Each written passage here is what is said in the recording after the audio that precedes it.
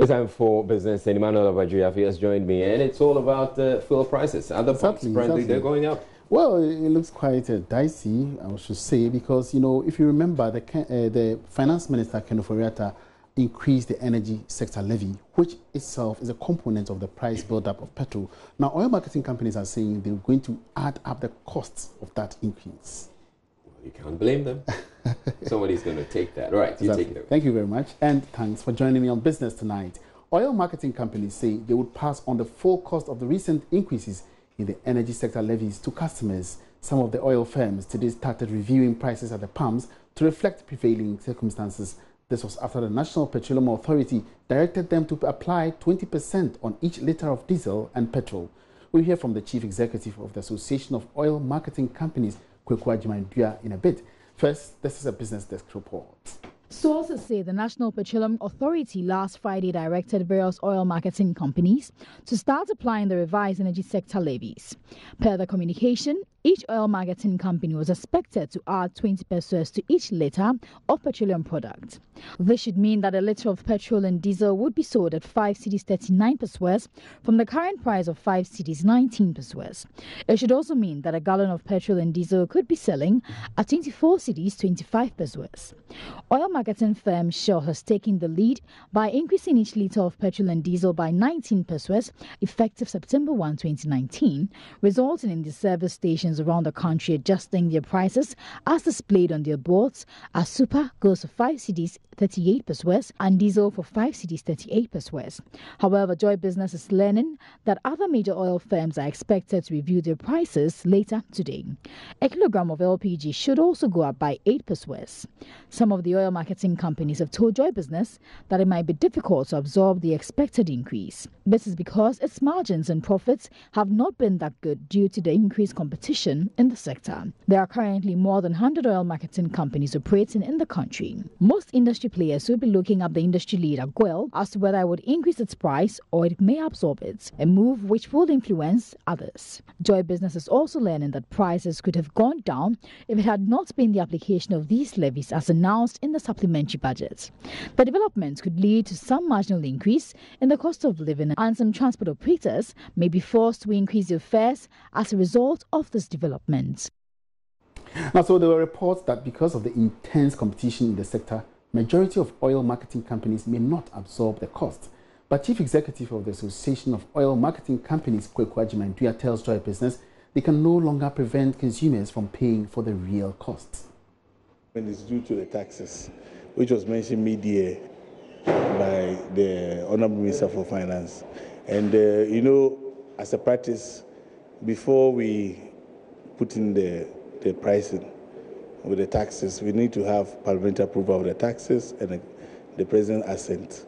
And we already had the letter from our policy implementer, MPA, who is our regulator, on Friday for us to effectively start implementing the taxes from 1st September. But couldn't you have absorbed the increase? No, there's no point. If I'll tell you, even without the taxes, we're having under recoveries of about 42 million every month from the OMCs. So you see, the OMCs are not pricing what they are supposed to be pricing, and it's really hurting them. And now when you have the taxes, instead of taxes like this, the effect on it is that we need to, one, you know, the price of fuel will go up. Even at a point where we have this window, we have an SRF being lower for petrol, SRF being lower for diesel. But we need to put the taxes on, and it's still going up on that score. But some think that 20 pesos is too much. On the taxes? Yeah, but I have issues with the fact that the disparity between the diesel and the PMS. I would prefer the taxes being more on the PMS than the diesel, because diesel is what we use for tractor, farming, and that kind of thing. Yeah. But the question too is that even though there's deregulation, there's tax on this, and when you look at the price, the world market, there seems to be some reduction. Is there any? Oh yes, for this window we are seeing the price drop of the SRF. If, for instance, the PMS, the average SRF was 290. What I mean, 292 cedis, 90 pesos. Now it's come down to 2 cedis, 77 pesos, averagely. Then we have that of this one, diesel was 313. Now it has dropped to 309. You know, that's 309 pesos. LPG was also down. So we're going to see these reductions in the so you see, because meanwhile, the Chamber of Petroleum Consumers Ghana (COPEG) has called on government to reverse the recent hike in fuel taxes. Instead of imposing the energy sector levy, it is asking government to rather check fuel smuggling, which accounts for over 17% of the total amount of fuel sold within the country currently. It says consequently government is losing 1/5 losses of all petroleum taxes and revenues. If it is revenue, then the government is missing the point altogether, because there's a clear evidence of a lot of revenue allowed to go through individual pockets because of this fuel smuggling situation. So today, every 5 liters of fuel you buy, 1 liter is illegal fuel, which means that which research? If you look at what we've published over the past 4 years, what Seaboard has published over the past 4 or 5 years, what the NPA itself has calculated the past 4 or 5 years. NPA puts last year's figures around $200 million. That's about 1.1 billion, right? We had our projected figures around 1.6. Seaboard had their figures around 1.4 billion. Revenues lost to the state that we should have collected from the petroleum sales within the country. We let these revenues go, only to go back to the Ghanaian trot taxi driver, the Ghanaian teacher, the Ghanaian nurse, doctor, ordinary person, and say, we need to recoup 300 million. Whereas 1.6 billion is going into private pockets because of the fuel smuggling syndicate.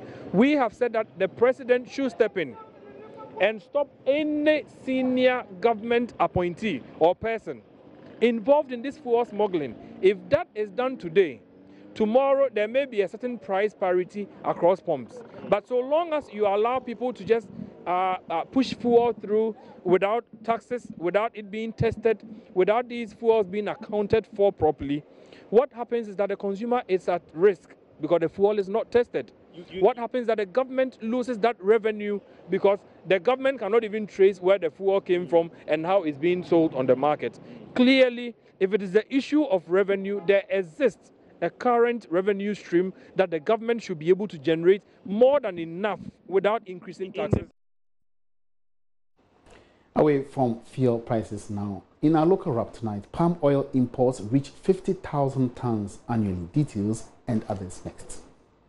Africa reports that Africa Regional Director of ProForest, Abraham Bafo, has asked for support for smallholder palm oil producers to help improve their production capacity to augment national output.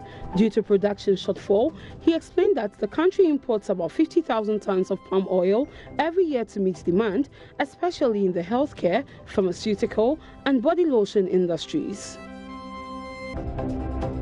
The Programs Officer of the Infrastructure and Sustainable Development Section at the European Union, Christopher Kohn, says the EU will continue to support the sustainable management of fisheries projects in the country. He said the EU will continue in its efforts to ensure that the fish stock are safeguarded. The Ghana Shippers Authority has signed a memorandum of understanding with its Malian counterpart, the Mali Shippers Council, to facilitate transit trade between the two countries. The MOU will define a bilateral cooperation between the two parties aimed at strengthening their roles in the promotion and implementation of policies geared towards efficiency of the transport chain between Ghana and Mali. That's all in business for this first segment. I'll bring you more business updates after 8 p.m.